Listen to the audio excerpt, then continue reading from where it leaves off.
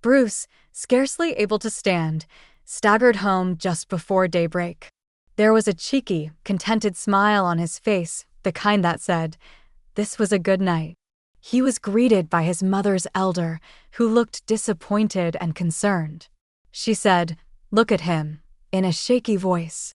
"Observe his current condition. Does independence look like this?" Despite being 28 years old, he acts like a teenager and lacks maturity. She wiped a tear from her eye, clearly frustrated.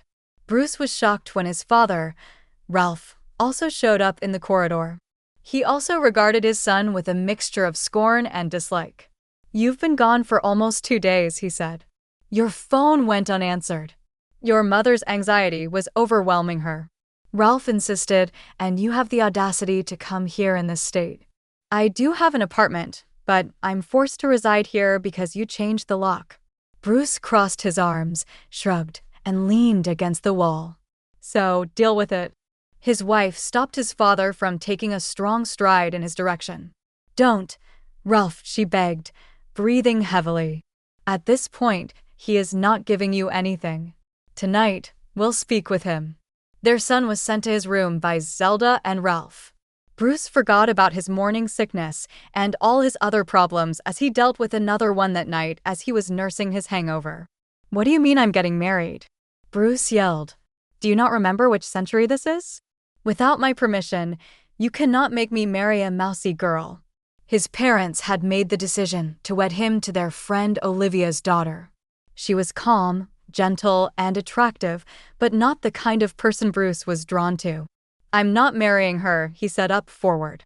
Ralph calmly stated, "You don't have a choice, you can refuse, but you'll face the consequences." "And what consequences might those be?" Bruce posed a mocking question. He didn't think his parents would take his punishment seriously because he was the pampered only child. Bruce had always been pampered, loved, and well off. Bruce, his only son, was a gorgeous and indulged man, and his father's business was quite wealthy. Bruce was sent to study in England because Ralph had always hoped that his son would eventually take over his company. However, the young man was not planning on abandoning his partying ways. When Ralph's old school friend Ben visited with his daughter Olivia, the desperate father was charmed by the young beauty. Soon, she got a job in the legal department of Ralph's office. She worked hard and, at 25, was already defending the firm's interests in several hearings. Despite her toughness at work, in everyday life she was modest, shy, and timid. And one day, Zelda came up with the idea of marrying her son to this wonderful girl. Ben had no objections to becoming family. As for Olivia, she was guided by reason, believing that love was unnecessary in the beginning, that simple respect would be enough, and that in time they would get along. "We will disinherit you, cut off your funding, take away your cars, and block all your accounts," Ralph listed the consequences of refusal. "The apartment we bought for you will revert to us. So decide. Either you marry Olivia, join the family business, and stop your drinking, or you take your bought diploma and go your own way." Bruce was shocked. He hadn't expected this from his parents, and it hadn't been an easy decision for them either. But they were afraid for their son's future, seeing him stuck in endless parties and thinking only of nightlife. Trapped and resentful, Bruce knew he had few options. He was painfully aware that his education, funded entirely by his parents, hadn't made him particularly valuable in his field. With no other choice, he reluctantly agreed to the marriage. The wedding was extravagant, and Zelda was overjoyed with her new daughter-in-law. Bruce, however, grew to despise Olivia, blaming her for the life his parents had forced upon him. The beautiful ceremony, lavish gifts, and a wedding registration in the best country club were all a facade, hiding the tension that simmered between the newlyweds. Late at night, they arrived at Bruce's apartment, which his parents had returned to him to share with his wife. "The last thing I'll do is sleep with you, you gold digger," he snapped the moment they were alone, unleashing all his bitterness. Olivia silently retreated to the living room, wiped away her tears, took off her elegant dress, and went to sleep on the sofa. Each day that followed was a struggle for her as Bruce continued to hurl insults, stayed out with his friends until dawn, and sometimes came home with lipstick stains on his shirt. Olivia couldn't bring herself to tell his parents, not wanting to disappoint them, especially since Bruce had started taking an interest in the family business. At work, he ignored her, and in private, he continued to insult her, smirking when he saw tears well up in her eyes. After one of his nights out at a club, Bruce got into a car accident. It happened near their home as he was trying to park the car. Olivia, as usual, was sitting in the kitchen waiting for him. She knew their marriage was a sham, but she still worried about him and felt responsible. When she heard the sounds of the crash, she rushed outside. Fortunately, the accident wasn't serious. Bruce had a cut on his eyebrow and an injured leg. Olivia helped her husband out of the car and into the house. "Are you okay?" she asked softly, bringing the first aid kit.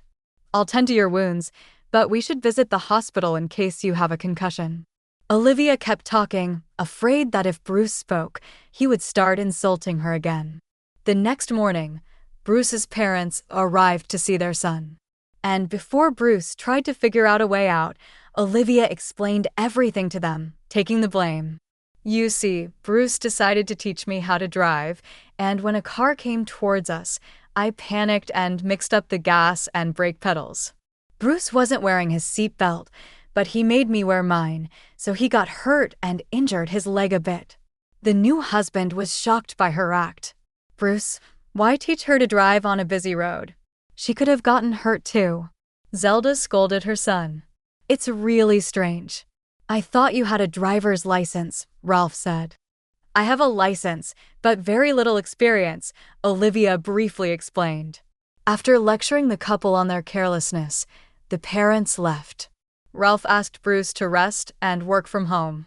"Thank you," Bruce dryly thanked Olivia and limped to his room. Olivia prepared lunch and hurried to work, while Bruce, enjoying the meal, noted that his wife was a good cook.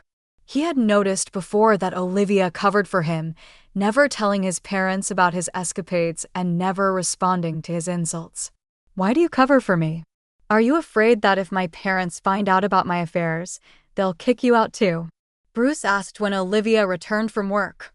"I'm worried about them, not you or me." "I have somewhere to go, even without your place," Olivia replied. "I don't want to constantly argue. Please stop. I'm tired from work today." "Why do you even work?" "My parents adore you. They think I've become a responsible husband thanks to you." "Is it because you enjoy living in comfort so much that you're covering for me?" Bruce asked. "As I said, I'm not doing it for you. Your mom and dad are happy that you're working at your father's firm. I don't want them to be disappointed or hurt. They are really good people, and my dad also values them very much," Olivia explained. "And you're terribly selfish and too spoiled, Bruce.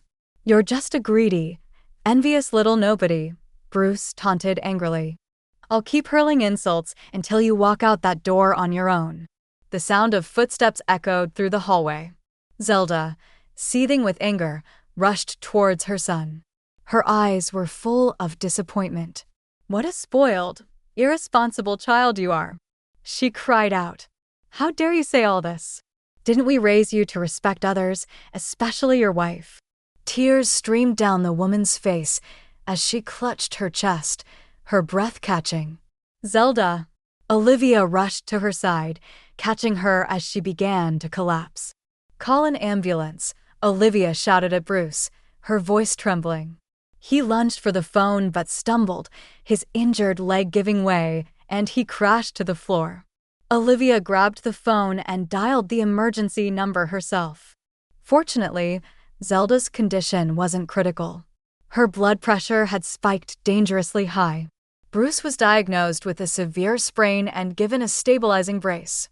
"Olivia, you can stay with us for a while," Zelda asked, her voice steady but firm. "Let this foolish boy handle everything on his own." "Zelda, everything is fine. I'll stay with my husband," Olivia replied softly. She knew Bruce needed help, and despite his hatred and hurtful words, she decided to help the man who needed help and was, after all, her husband. 2 weeks passed. Bruce no longer insulted Olivia, but she still didn't speak to him. She did all the housework and helped Bruce with his tasks without a word. Having been home for 2 weeks, Bruce grew accustomed to Olivia always being there, helping him with reports and anything he didn't understand at work. He tried his best to grasp the firm's affairs. After a month, his leg had fully healed. Bruce and Olivia still only communicated about work. She ignored any personal topics. Surprisingly, he found out that he enjoyed watching her cook, work, and chew on her pen cap thoughtfully when pondering something serious. "Olivia, let's go to my friend Ian's birthday party tonight," Bruce said, sitting across from her at the table, distracting her from her work. "But I wasn't invited," she said, surprised. "You were," he replied. "We'll stay for a couple of hours and then come home. We'll leave early so we're not late for work tomorrow." Olivia just nodded in agreement.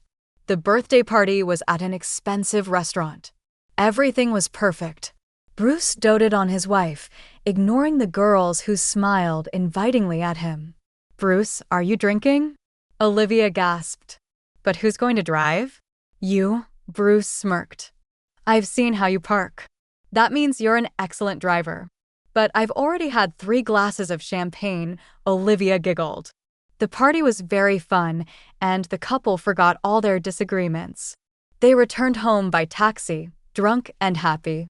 At home, they decided to continue the celebration, and passion overtook them both, clouding their judgment. The next morning, Bruce woke up with a slight fear. He didn't regret their night for a second, but he was anxious about Olivia's reaction. "Sorry for the stupid mistake," he said, meaning that he should have done things differently, confessed his feelings first, because he had fallen in love with her. But Olivia misunderstood his words, and they stung her deeply. She rushed away, slamming the door behind her. "Olivia, I didn't mean it like that," he called out, hurrying after her. But a call from his father interrupted him, demanding his immediate presence. Something urgent had come up at the firm. "Olivia, Dad needs me." "I'll be back as soon as possible, and we'll talk," he shouted from the hallway and left the house. Bruce quickly handled the matter, explained to his father that he needed to get back to his wife, and rushed home. But Olivia wasn't there. He caught his mother, but she hadn't seen her either. On the table lay a note. "I'm filing for divorce, so you don't have to worry. Your parents won't disinherit you. I wish you happiness." "Olivia." "Damn it," Bruce exclaimed in frustration and rushed out of the house. "Mom, where can Olivia be? Where can I find her?" he asked his mother, explaining that Olivia had misunderstood and left. Zelda, delighted that her son was in love with Olivia, gave him the address of Olivia's father. Bruce headed there, buying a bouquet of roses on the way. His mother's instincts were correct. Olivia had sought refuge at her father's house. Initially, the man refused to let Bruce in, but after a sincere plea, he softened. "Olivia," Bruce called out as he entered her room, finding her sitting on the bed. "Olivia, you misunderstood me and you left without giving me a chance to explain." He knelt before her tenderly, wiping away her tears, and took her hands in his. "I'm sorry for all the pain I've caused, for not telling you sooner that I love you. But I don't regret a single moment we've shared. Please forgive me. Don't leave me. I don't want a divorce, and I don't care about the inheritance. Just stay with me," he whispered, holding her hands tightly. Olivia embraced him, reassuring him that she loved him too and had no intention of leaving. Together, they returned home, determined to start fresh, leaving their past hurts and disagreements behind. Bruce thanked his parents for Olivia, confessing that they had made him the happiest man alive.